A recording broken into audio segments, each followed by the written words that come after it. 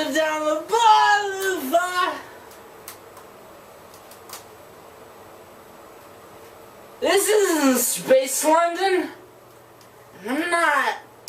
I'm not supposed to be here drunk. It's illegal.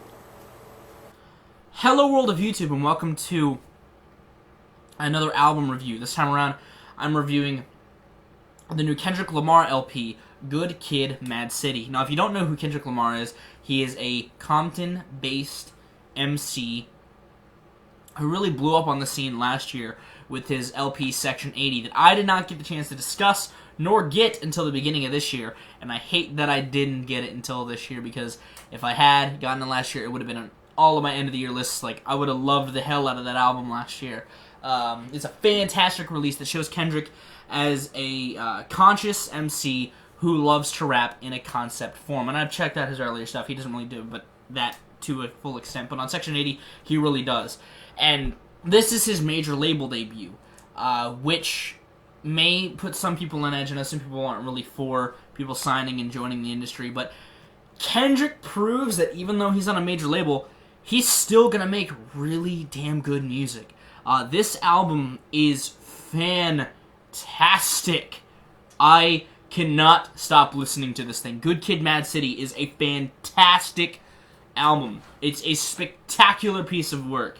And it shows that he can do his conscious, conceptual rapping to a whole nother level. This thing, its subtitle is a short film by Kendrick Lamar, and it essentially is an audible short film that tells the tale of a young 17-year-old Kendrick living the life in Compton, falling in love with a woman tied to gang violence, and the result of doing so.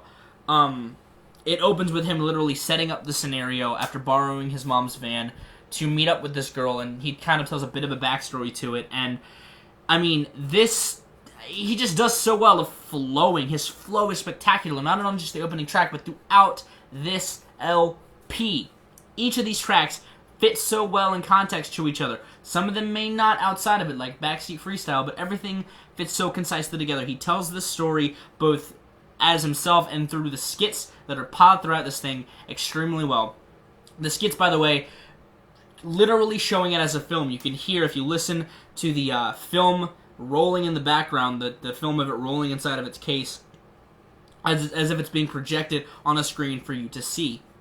And you hear his friends and his family leaving voicemails for him or calling him out to come join him in activities.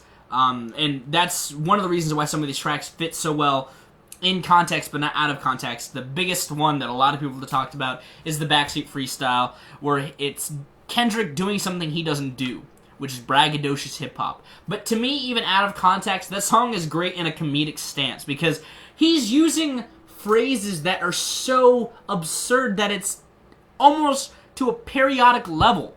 Like, I want my dick as big as the Eiffel Tower so I can fuck the world for 72 hours. Like, just, it's so absurd that you can't take it seriously. At least I can't take it seriously. Or opening with Martin Have a Dream, Kendrick Have a Dream. Like, it's just so blown out of proportion that I like it from a comedic standpoint.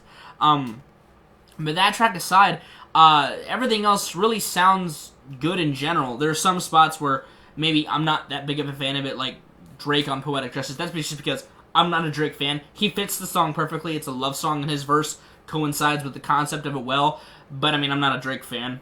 That's just my personal preference. Yeah, I don't think he sounds that bad on Poetic Justice, though. I think he does a good job of fitting the track. And that's another thing. Like, he chose his features very well. J-Rock fits on Money Trees. Dre fits on Compton, obviously. And M.A.A.d fits well on M.A.A.d City, one of the G title tracks in this thing. And that's the other thing about this album. This thing is paced so well. You get a variety of vibes. All of the beats, however, sound so reminiscent of 90s hip-hop, 90s gangster rap. And I mean, it's so reminiscent of it that even in M.A.A.d City, like the second half of M.A.A.d City in particular, that track just sounds straight out of a 90s album. It sounds like it's lifted from a 90s LP. I mean, this thing is so spectacularly produced. It's performed well. The hooks on this thing, in some instances, work very well. Like, I've had Poetic Justice, even though it's a simple hook, that has been stuck in my head. Or Swimming Pools, obviously the main single of this thing, the first single of this thing, has been stuck on my head. I love each track of this, and they grow on me more and more the more I listen to it. Really, the few tracks that didn't sit well with me the first listen was Backseat Freestyle, because I wasn't used to it. I hadn't heard it before it came out. And Money Trees, really. Those two tracks, I don't know, it took me a while to get into those, but now that I've let the album sit with me, I love it. I love every single second of this record for one reason or another. I mean, I love the chilled out vibe of Bitch Don't Kill My Vibe. I like the fact that the skit kind of transitions well into both what the parents or the parental figures are doing, along with what Kendrick may be doing in his scenario. I like the fact that the story takes this very dark turn. You really see this darker side of the story with after Poetic Justice, when Kendrick gets jumped. He really lets you see into that mindset. He doesn't hold anything back.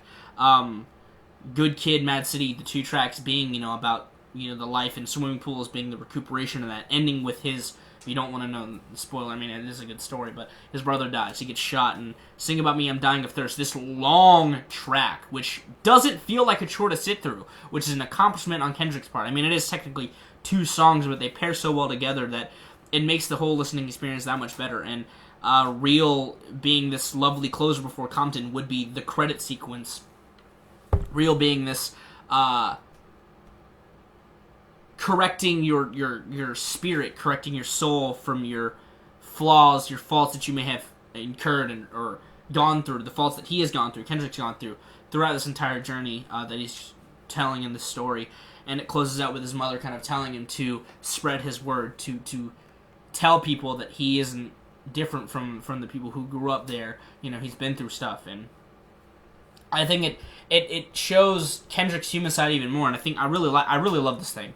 I love the hell out of this thing, and it closes well with Compton being like the credits were rolling with him and Dre just going fantastically on the beat. And I'm glad that all the tracks are on here, nothing else.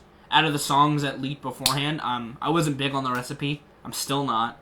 I mean, it's a bonus track, but I'm not big on the recipe. The one track I think would fit well kind of to preface the album is Cartoons and Cereal, just because I'm a huge fan of that song. I fucking love Cartoons and Cereal, but if anything, I would add that as the starter of the album, if not Shireen, because when I first listened to the album, that's what I did, and it fit pretty well. But yeah, I love this thing start to finish. Any complaints I had were kind of dwelled out with multiple listens of this thing. I still can't get enough of this thing. I love, seeing this guy who deserves as much exposure as he gets getting this exposure. I think that he's doing a great job of showing his human side as an MC. And I like that. I like, it's so good. This album is really good. If you haven't checked it out, I'd really suggest it if you like hip-hop. My favorite song on this is probably M.A.A.d City. That's a really good song. But I'm going to get out of here. Hopefully you enjoyed this review. I've been Viralrak. You guys can get yourselves in situations. And I will see you another day.